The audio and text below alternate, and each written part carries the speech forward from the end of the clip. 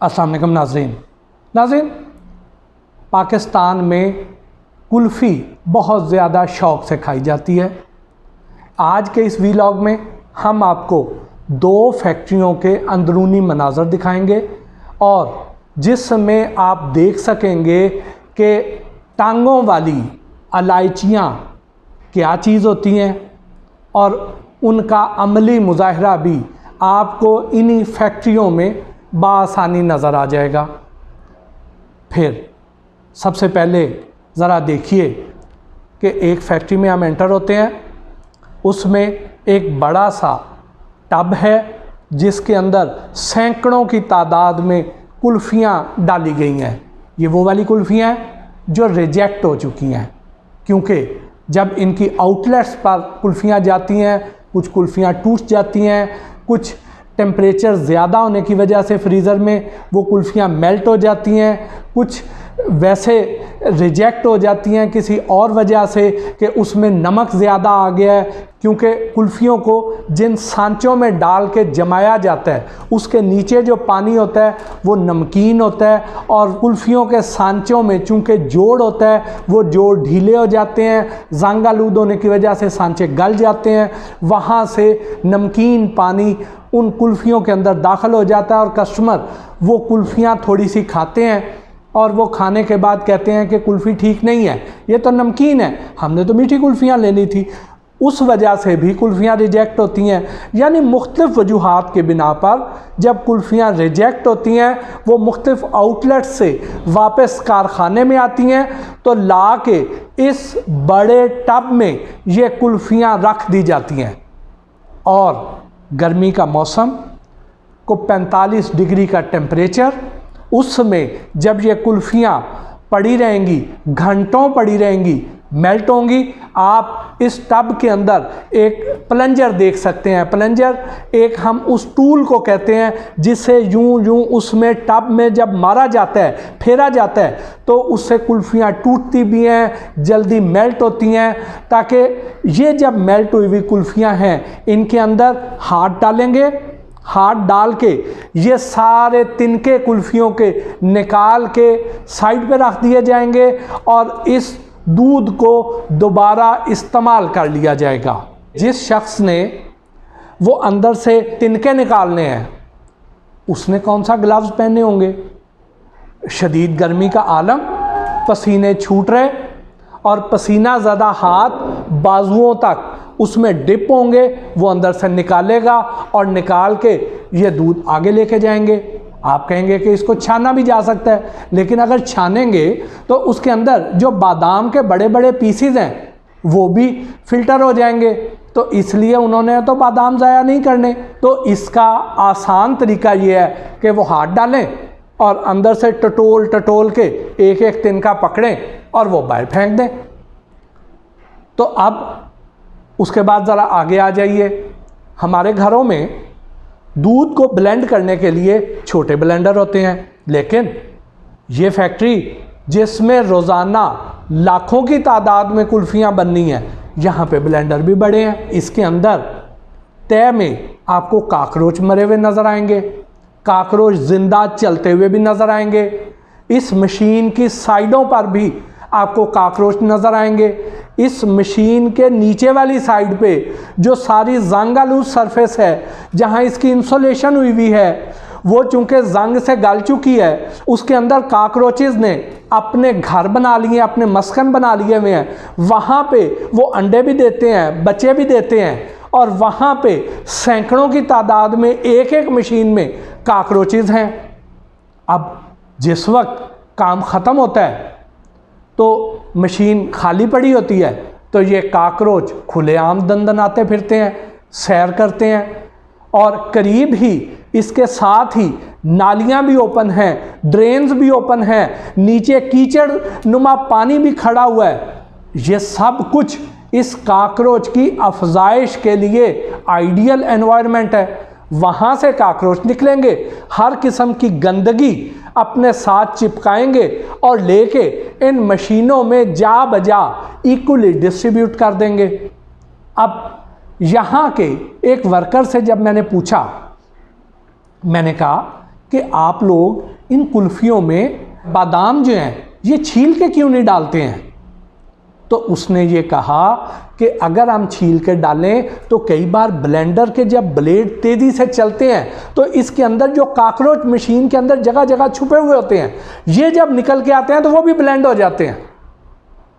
तो बादाम के छिलके का रंग और काकरोच के परों का रंग एक जैसा होता है, तो वहाँ पे पता नहीं चलता कि ये बादाम था या काकरोच का पर था। तो इसलिए कस्टमर को हम धोखा आसानी से दे सकते हैं। बल्कि उसने तो हंसते हुए ये भी कह दिया कि सर एक काकरोच नहीं, ये लत्ता वालियाँ लाचियाँ ने, यानी टांगों वाली अलाचियाँ हैं। वो कहता है हम तो कोड वर्ड में एक दूसरे को यही कहते हैं कि यार वो लाची निकालो अंदर से। वो जो लाची निकालने का कहते हैं तो वो यही टांगों वाली इलायची होती है जो कि काकरोचेस हैं असल में। लेकिन बात यहाँ तक महदूद नहीं रहती है, थोड़ा सा आगे आ जाइए। आगे देखते हैं तो एक बड़ा सा कमरा जो कि असल में कोल्ड स्टोरेज है, उसका दरवाज़ा खोलते हैं तो अब कोल्ड स्टोर है, इसका मतलब ये है कि उसके अंदर इन्होंने खोया फ्रीज़ करके रखा हुआ है। तो वहाँ पे तो हर शय जम जानी चाहिए, लेकिन अगर हम उसके फर्श पे देखें तो वहाँ पे तो कीचड़ नुमा पानी उसी तरह मौजूद है। इसका मतलब ये है कि कोल्ड स्टोर का टेम्परेचर ठीक नहीं है। जब उसका टेम्परेचर ठीक नहीं है तो उसके अंदर जो खोया पड़ा हुआ है उसकी भी लाइफ कम हो जाती है, उसके अंदर भी बैक्टीरियल ग्रोथ शुरू हो जाती है। और फिर आप देखें कि इसके अंदर जिन टिन के डब्बों में खोया ला के रखा गया है, न जाने कहाँ कहाँ से किस क्वालिटी का खोया यहाँ पे ला के रखा गया है। अगर आपको याद हो हमारा वो वाला वीलॉग जिसमें हमने आपको खोए की पहचान बताई थी, तो इस खोए को उस तरीके से टेस्ट किया जाए तो पता चलेगा कि बहुत सा खोया वैसे ही घटिया, 2 नंबर और गैर मेयारी था। लेकिन हम आगे चलते हैं, फिर इसी के फर्श पर, इसी के कोने खुदरों में हमें जगह जगह पे काकरोचेस डॉर्मेंट हालत में मिलते हैं। कुछ ठंड की वजह से मर जाते हैं, कुछ वहाँ पे डॉर्मेंट फेज़ में चल जाते हैं। जैसे ही उन्हें आइडियल टेम्परेचर मिलता है वो फिर ज़िंदा होकर फिर दोबारा तबाही फैलाना शुरू कर देते हैं।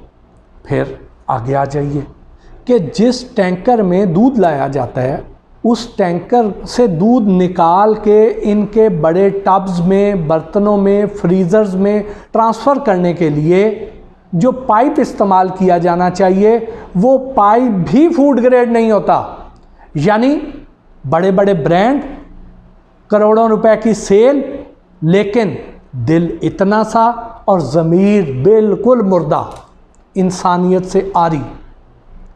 हर जगह पे पैसे और दौलत की हवस ने इनकी आंखों पे पट्टी बांध रखी होती है कि हर जगह पे पैसे बचाना ही इनका मतमाय नज़र होता है। यानी हमारी जो मोटरसाइकिल होती है उसकी ट्यूब को ये एज ए पाइप यूज़ करते हैं और टैंकर से दूध की मुंतकिली जो इनके फ्रीज़र और टब्स तक होती है उसमें ये मोटर बाइक की ट्यूब इस्तेमाल की जाती है। और बदकिस्मती से एक तो वो नॉन फूड ग्रेड, दूसरा धोने का भी कोई इंतज़ाम नहीं। उसी प्रेमिसेस में वर्कर्स के लिए वॉशरूम, और वॉशरूम के अंदर साबन का निशान तक नहीं। वो वर्कर्स जब वहाँ वॉशरूम से आएंगे साबन से हाथ धोए बगैर ये मज़ेदार कुल्फ़ियाँ भी तैयार करेंगे। तो आप ज़रा तसव्वुर कीजिए कि जिस शख्स ने वो तिनके निकालने हैं उस टब में से जहाँ पे रिजेक्टेड कुल्फ़ियाँ मौजूद थीं जो मेल्ट हो रही थीं, अगर वो शख्स वॉशरूम से आया है और उसने हाथ भी नहीं धोए हुए हैं और फिर आके वो यहाँ से तिनके निकालेगा तो फिर आपको अंदाज़ा हो जाएगा कि ये जायके ऐसे तो नहीं बनते। ये एक हमने आपको बड़ी फैक्ट्री का अहवाल दिखाया। अब एक ज़रा दूसरी छोटी फैक्ट्री की तरफ आइए। वहाँ पे क्या है, जंग-आलूद सांचे आपको सामने नज़र आ रहे हैं। आगे आ जाइए, इनके फ्रीज़र्स की हालत देखिए, फ्रीज़र्स के अंदर भी आपको कीचड़ जमा हुआ नज़र आएगा। फिर यही सांचे जिसमें कुल्फ़ियाँ जमाई जाती हैं, ये जमाने के बाद आपने घर पे कभी नोट किया होगा कि आप अपने घर के फ्रीज़र में बर्फ़ का प्याला रखते हैं और जब वो जम जाता है तो उसको आप उल्टाते हैं, उल्टा के जितना मर्ज़ी थपथपा लें, आसानी से वो बर्फ़ बाहर नहीं निकलती उस प्याले से। तो आप क्या करते हैं कि आप उस प्याले को थोड़ी देर के लिए किसी पानी में रख देते हैं या उसके पीछे पानी बहाते हैं, तो वो बर्फ़ उस प्याले में से, उस सांचे में से निकल आती है। तो अब यही आलम, यही हाल इस कुल्फ़ी के साथ भी होता है। जिन सांचों में, इन जंग-आलूद सांचों में जब कुल्फ़ी जम जानी है तो जमने के बाद हम उसे जब निकालेंगे तो कुल्फ़ी आसानी से नहीं निकलती। कुल्फ़ी उस सांचे के साथ चिपकी रह सकती है, खाली तिनका आपके हाथ में आ जाएगा। तो क्या करते हैं कि कुल्फ़ी को किसी पानी में आप थोड़ी देर के लिए उस सांचे को डिप करते हैं। तो यहाँ पे इस फैक्ट्री में उन्होंने इंतहाई, यानी इस गलीज़ तरीन इंसान ने इंतहाई बेशर्मी का मुजाहरा करते हुए ये काम किया कि हमारे बाथरूम में, टॉयलेट में जो एक नहाने वाला बड़ा टब था जो 6 फुट का, जो बार बार इस्तेमाल के बाद डैमेज हो गया और उठा के उस कोठी वाले ने बाहर फेंक दिया, वो टब उठा के लाया, उसको रिपेयर किया कि पानी रिसना बंद हो, उसके अंदर पानी डाला, उस पे 2 तारें एक सिरे से दूसरे सिरे तक वो तारें बांध दी और उसके ऊपर ये सांचा पकड़ा और पकड़ के यूं एक साइड से दूसरे साइड तक चलाते हुए ले गए और उससे ये हुआ कि वो कुल्फ़ी जो है सांचे में से आसानी से अब निकल आएगी। यानी आप ये देखिए कि ये लोग थोड़े से पैसे बचाने के लिए किस हद तक चले जाते हैं। आगे आ जाइए कि ये जो तिनके इन कुल्फ़ियों में डाले जाते हैं, कभी आपने गौर किया है ये तिनके कौन लोग बनाते हैं? ये जो हमारी आम तौर पे कुल्फ़ियाँ हैं, क्या इनके तिनके किसी बड़ी फैक्ट्री में तैयार होते हैं जहाँ पे हाइजीन का, प्योर फूड रूल्स का, हिफ़्ज़ाने सेहत के असूलों का को ख्याल रखा जाता होगा? यकीनन नहीं। लो इनकम एरियाज से लेबर ली जाती है, ज़्यादातर बच्चे होते हैं, उनको ये सफ़ेदे की लकड़ी दी जाती है, वो इनके तिनके बनाते हैं, नीचे गंदी गलीज़ जगहों पे पड़े होते हैं, वहाँ से उठाते हैं, उठा के तोड़ों में भरते हैं, इन फैक्ट्रियों में ला के एक कोने में डंप कर दिए जाते हैं और फिर अगर निकाल के किसी टोकरी में भी रखने हैं तो वो टोकरियां जो हैं वो भी इतनी गंदी गलीज़ हैं कि उसमें ये स्टिक्स अगर रखी जाएं, वहाँ से उठा के इसमें डाल दी जाएं तो वो जगह जगह पे हर मरहले पर आलूदा होते चले जाते हैं।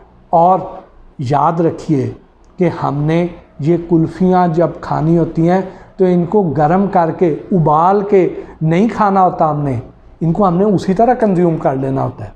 तो इसमें अगर वो काकरोच से पाए जाने वाले बैक्टीरिया, जरासीम इसमें शामिल हो गए हैं, या वो जो रिजेक्टेड कुल्फ़ियों की वजह से बैक्टीरियाज इनमें आ गए हैं और वो वक्ती तौर पे टेम्परेचर कम होने की वजह से डॉर्मेंट हो गए हैं, तो जैसे ही हमारे जिस्म के अंदर उन्हें फेवरेबल टेम्परेचर मिलेगा तो वो वहाँ पे ग्रो कर जाएंगे और हमें बीमार कर देंगे। तो ये हैं इनके हालात, इनकी वजह से जो फैलने वाली बीमारियाँ हैं, इसके बारे में फिर कभी बात करेंगे, क्योंकि अगर मैं उस पर बात करने लग पड़ा तो ये वीलॉग और ज़्यादा लंबा हो जाएगा। इसके साथ ही आज के इस वीलॉग से अपने मेज़बान मोहसिन भट्टी को इजाज़त दीजिए। अल्लाह ने के बाद।